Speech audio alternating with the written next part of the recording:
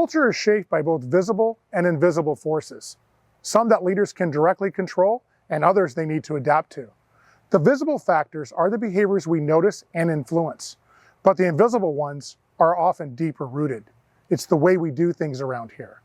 The unseen aspects are often harder to change, but they're also the core of an organization's culture.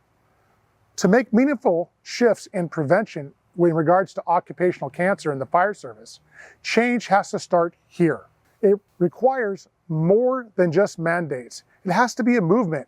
It has to be grounded in a clear vision and supported by well-defined plans that reduce our exposure risks and set a lasting standard.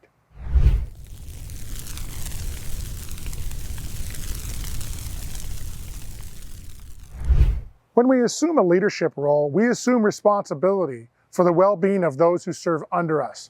We are both morally responsible and to some extent legally responsible for their health and safety. That responsibility is as applicable to health, including cancer risk, as it is to vehicle and equipment safety. It is as applicable to the department's chief officers, as well as your locally elected officials and your federal and state officials.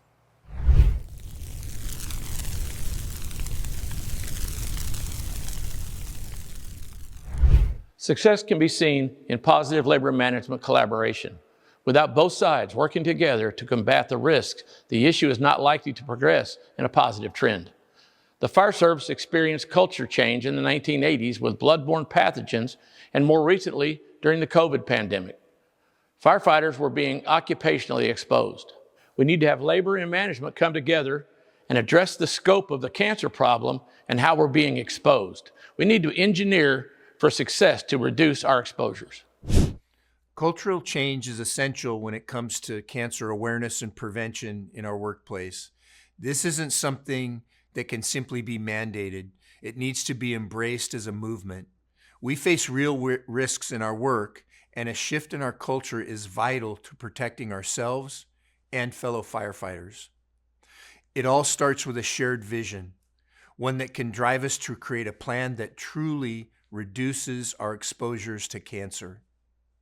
We know that to make a real impact, we need everyone on board, labor, management, our city and government leaders. It's going to take all of us working hand in hand to bring about the cultural change we want to see in occupational cancer prevention. Let's break this down into 3 key areas. Awareness. We need to educate ourselves and our teams about the hazards we face every day. Understanding how to reduce our risks and exposures is the first step in protecting ourselves. Action. It's not enough to know what to do. We need to implement policies and procedures that make a difference, and we must lead by example. Accountability.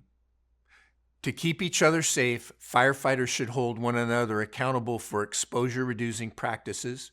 That means supporting one another in things like initial decontamination, using wipes after calls, wearing sunscreen, and making sure we use SCBAs from start to finish on every scene.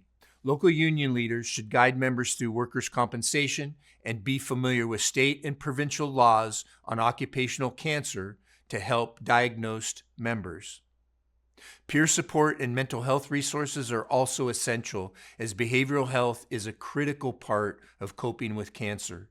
The employee diagnosed with an occupational disease or a condition covered by a presumptive disability law would be entitled to payment of medical expenses, disability retirement benefits, workers' compensation benefits, lost wages, benefits for spouse or family as the situation allows.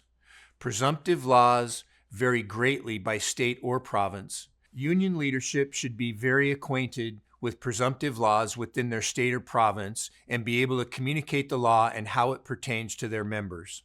Union leadership should promote the importance of exposure reporting for their members, as well as make it easy for firefighters to document their exposure history from each fireground incident. Local union leadership should promote doing it right regarding cancer awareness and prevention education and operations to reduce the impact of exposures on the fire ground. They should work with management on early detection processes for their members, best practices to reduce cancer on the fire ground, at the fire station, in their personal lives, as well as survivorship, so a firefighter within their membership truly knows where to turn. The Firefighter Cancer Support Network. The FCSN has resources and badge-to-badge support to help shepherd a brother or sister through a diagnosis, treatment, and recovery. Thank you for joining us in this vital conversation about preventing cancer in the fire service. By taking these proactive steps, from decontamination and hygiene to policy changes and cultural shifts, we can protect the health and lives of those who serve. Remember, awareness, action, and accountability are key to making a lasting impact. Let's work together to ensure a safer future for all firefighters. Stay safe and take care. Take charge of your health. Early detection is a key to survival. Should you receive a cancer diagnosis, know that we are only a click or phone call away. Our dedicated team stands ready to support you and your family throughout the entire journey, from diagnosis to treatment and recovery.